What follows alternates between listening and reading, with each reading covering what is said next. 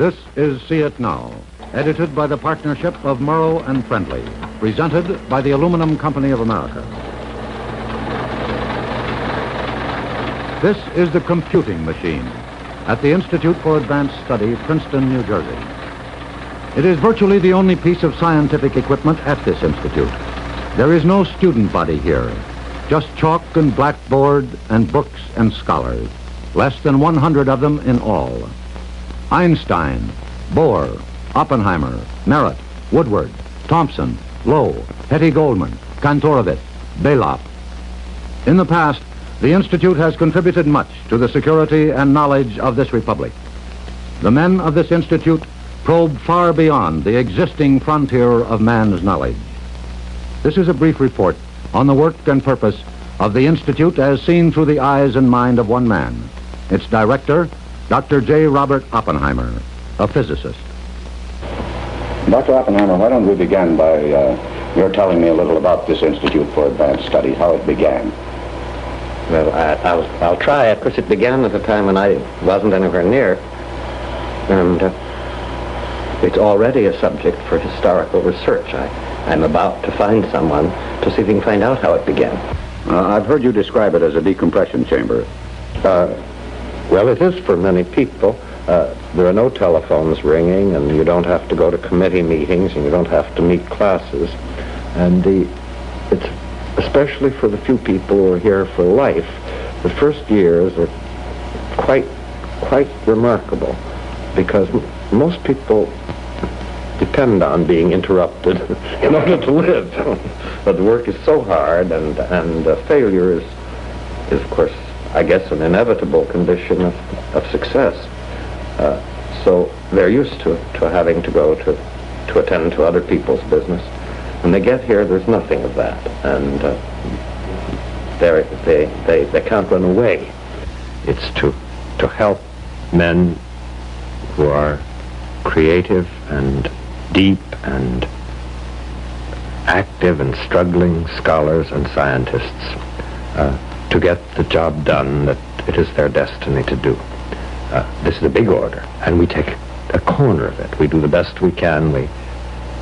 We suffer from limits of money, of wisdom, of space, and we know that if we get big, we will spoil everything, because the kind of intimacy, the kind of understanding, the kind of comradeship that is possible in a place of this size is hard to maintain in a place 10 times as big.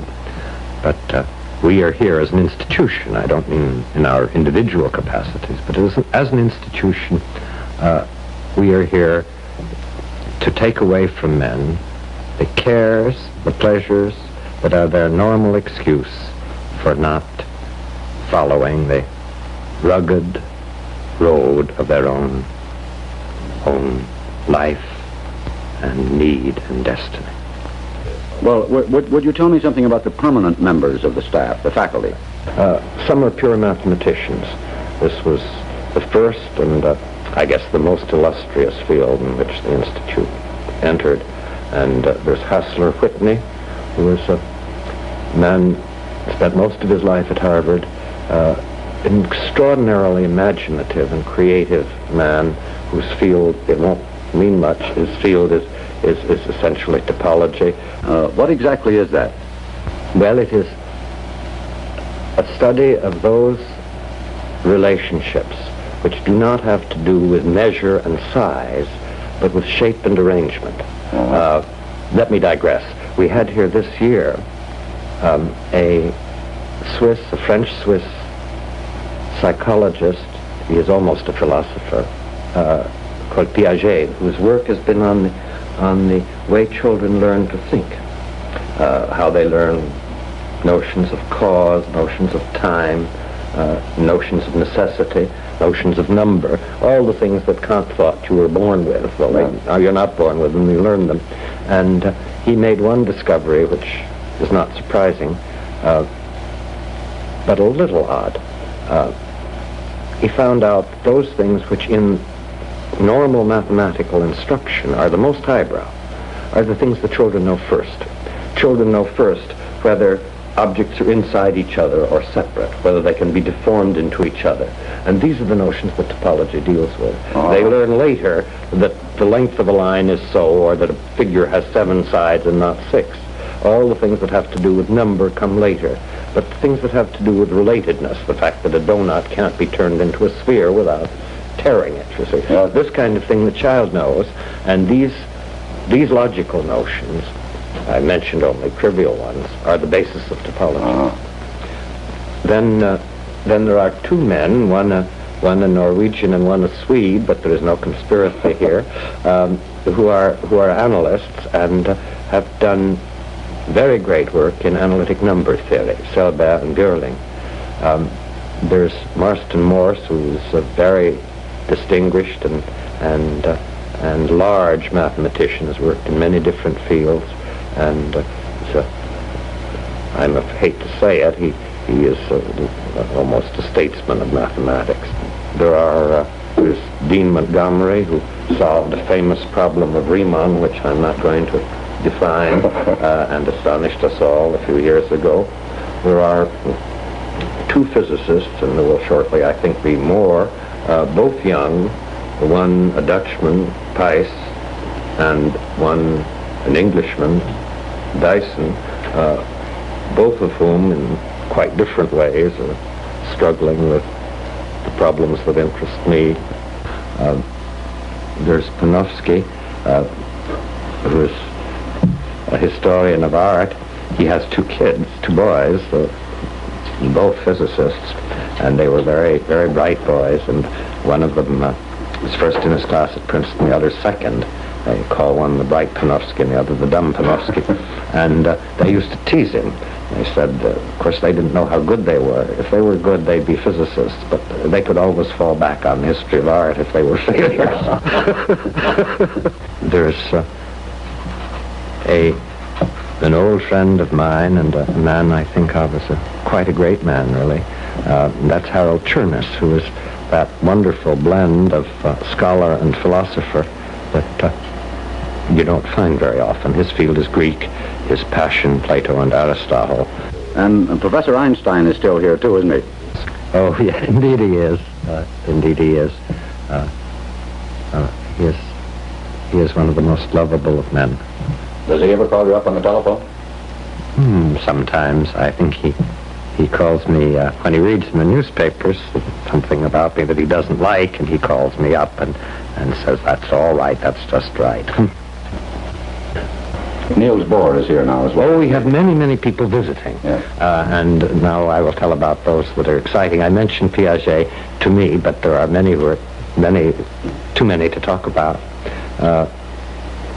Bohr is here. He's come over and over again, and we have with him an arrangement which we reserve for our best friends, namely he can come whenever he wants. And he spent this semester and will be leaving just in a few days. We have George Kennan here, who's been here off and on also, and has an arrangement not so unlike that of Bohr's.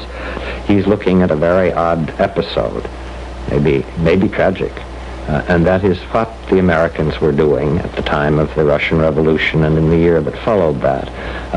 Who was representing us and how he got to represent us in Russia, what they thought we ought to do, what our government did. And this is going to be quite a yarn when he gets it finished. Well, what about the supply of scientists, the manpower pool, the training of the younger scientists? I don't know. You see, that always is I'm very bad about it, because I work in my own life with rather few people as students. I always have. They wouldn't let me at undergraduates because they're afraid I'd confuse them. I'd have a dozen or 20 men that I'd work with intimately. This institute has 100 people. I think in terms of the rather good people rather than the number of them. But there's a lot of truth to that. A lot that's right about it, I mean. We're beginning to catch up on the mechanical side. We're just beginning to realize that if we want people to do very hard things, and want them to do it irrespective of whether they're rich or poor, we've got to provide money in some way to see them through their training. If we want them to go into a profession which will never be very remunerative, we've got we won't be successful unless we provide scholarships and that kind of thing. The training is Operation Bootstrap. One great teacher, one great man of learning changes a country. Denmark has one enormous figure in physics, and the whole country is altered by that. Japan has Yukawa, who was the first Japanese to come to the Institute after the war, and who was sent here with MacArthur's blessing as a sign of the new relations between the countries. And now all the bright young Japanese want to learn theoretical physics. Not all, but I mean, I exaggerate. So I think that the statistics and the tables maybe don't tell the whole story. Tell me, is there a very widespread reluctance on the part of scientists in this country to work for the government? No, I don't think so. This also gets very much distorted when it's talked about in sloganistic terms. You see, if you take a scientist who is excited by and interested in new discovery, he may have a problem as to whether he wants to do applied science, and for the government, that's what he would be doing. And that's a legitimate doubt, and if all the scientists in the country did applied science, it would be terrible for us. I think that scientists like to be called in and asked to advise on how to make the Voice of America a better thing. They like to be called in and asked for their counsel. Everybody likes to be treated as though he knew something. I suppose that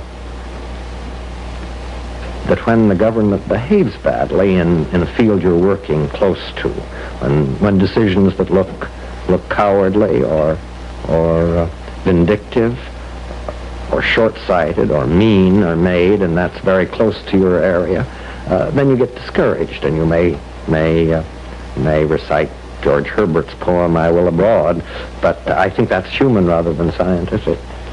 Dr. Oppenheimer, are you worried about the impediments placed in the way of free intercourse, travel, and exchange amongst scientists? Very much. Coming down here, and I think this is true, that had the McCarran Act been in force, neither Fermi nor Savard would ever have been permitted to enter this country, which would have been a rather expensive loss, I think. Perhaps not even Einstein. I don't know. This is terrible. It's just terrible, and seems a wholly fantastic and grotesque way to meet the threat of espionage. Just an enormous apparatus, surely not well designed for that, and terrible for those of us who live with it. We're rightly ashamed by the contempt that the Europeans have for us, and we're rightly embarrassed that we can't hold congresses in this country, that we often don't let people go to congresses. We're the most wanted. Year after year, we've met in Rochester to discuss the kind of basic physics that there's one man who's the world's greatest in this and very, very good. Well, he sends his deputies and his representatives, and somebody doesn't come. And that's not one situation. It's over and over again. This is a scandal. Well, so apart from running the Institute, what do you do here? Well, I do two kinds of things. One is to write about what I think I know, hoping that it'll be understandable in general, and one is to try to understand physics and to talk and work with the physicists, and sometimes try to have an idea that may be helpful. And the part of physics that I try not to become too ignorant of any part, but the part that I really get excited about is just what is called particle physics or atomic physics in its modern sense. Why are things the way they are? What it is that's conserved, maintained, kept invariant in these fundamental particles, and I've got a scheme here, and the point is that from this you can then get some notion of whether it really fits with the particles that are found. Here, charge is over this way. This is negative particles, neutral, doubly charged, positive and positive, and this is the neutron and the proton, and up this way is mass, and we don't have this mass scale very well, but just as a schematic thing, and each of these lines then represents a particle that ought to live a long time according to this scheme. And this is the most famous. This was found, it's a well-defined energy, and it's been observed very many times. It gives a kind of V in the cloud chamber. The point of the V goes up to the nuclear explosion that created it. Tell me this, Dr. Oppenheimer. Do you ever become frightened at what you're finding out here in this area that can't be measured in either time or space? You see, that's a real point. I only get frightened when, and it happens very rarely, I think I have an idea. That is, what people find isn't frightening, but the understanding of it sometimes has this quality. I remember a man who was my teacher in Göttingen, who's in Chicago now, James Franck. He said, the only way I can tell whether my thoughts are really have some weight to them is the sense of terror when I think of something new. Well, so the kind of order that will come out of this, that is frightening. But the fact that this you see is like walking through the woods and seeing that there are different kinds of flowers, and it's all very amusing. And so it's when you try to see why there is necessity in it, why it's this way and no other way. Yeah. Because all you can do here is guess in the night and correct in the daytime. And you have to try to find the mistakes. Is it true that humans have already discovered a method of destroying humanity? Well, I suppose that really has always been true. You could always beat everybody to death. You mean to do it by inadvertence? Yes. Not quite. Not quite. You can certainly destroy enough of humanity so that only the greatest act of faith can persuade you that what's left will be human. But this is a matter on which much, much, much more should be known. There's every reason for us to say what we know, and above all to say what we don't know. The genetic problems, the problems of what might happen in the future to the human species as a result of having radioactivity in the body or having radiation outside. The geneticists don't know enough to be sure of that. We do know what happens if you're near an explosion, a bomb explosion. We know it from experience and from common sense. The things we know ought to be in the public domain, so people are fearful only in the measure in which fear is justified and rational. The things that aren't known should be talked about, because one of the ways to get things found out is to have it clear that we don't know the answers, and also one of the ways to give people the kind of responsibility and humanity which we would like to think we have is that they recognize when they don't know something and take their very ignorance into account in their planning.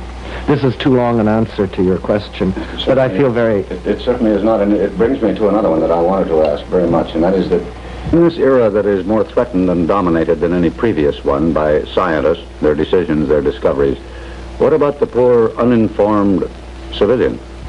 It isn't the layman that's ignorant. It's everybody that's ignorant. The scientist may know a little patch of something.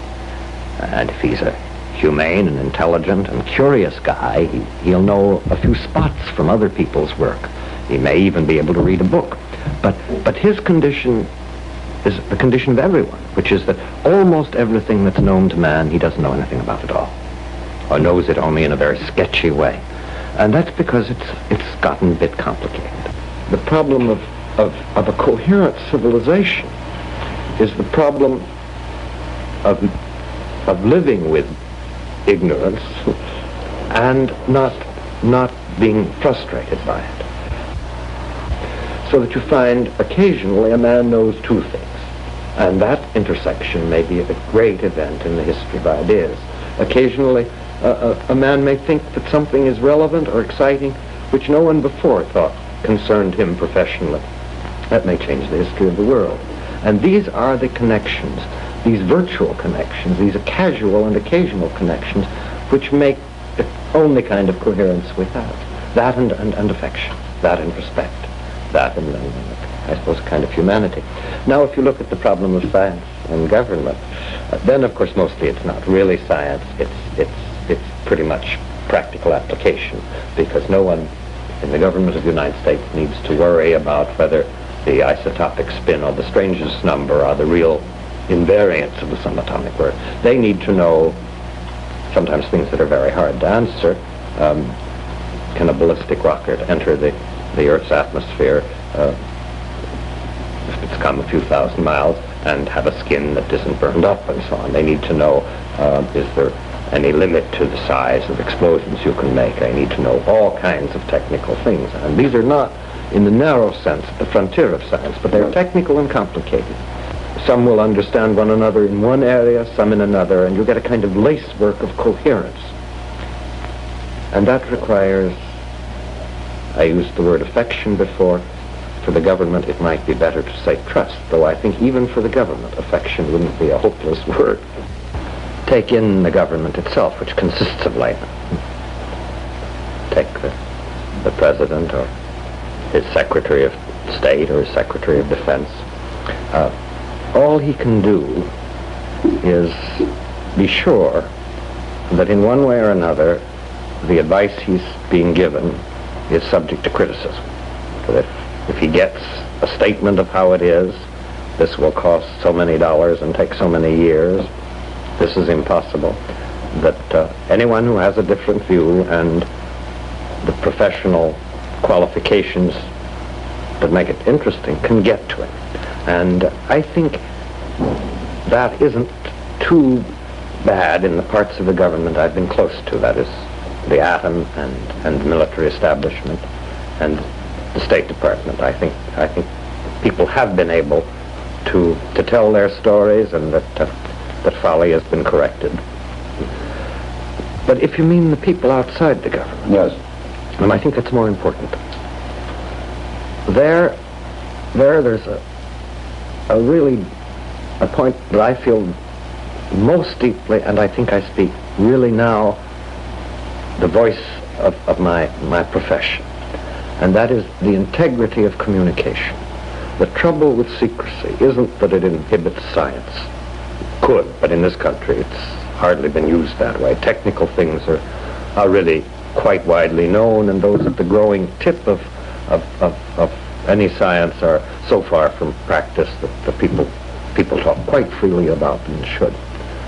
The trouble with secrecy isn't that it doesn't give the public a sense of participation. The trouble with secrecy is that it denies to the government itself the wisdom and the resources of the whole community, of the whole country. And the only way you can do this, to let almost anyone say what he thinks, to try to give the best synopses, the best popularizations, the best mediations of technical things that you can, and to let men deny what they think is false, argue what they think is false. You have to have a free and uncorrupted communication. And this is so the heart of living in a complicated technological world. It is so the heart of freedom that is why we are all the time saying, does this really have to be secret? Couldn't you say more about that? Are we really acting in a wise way?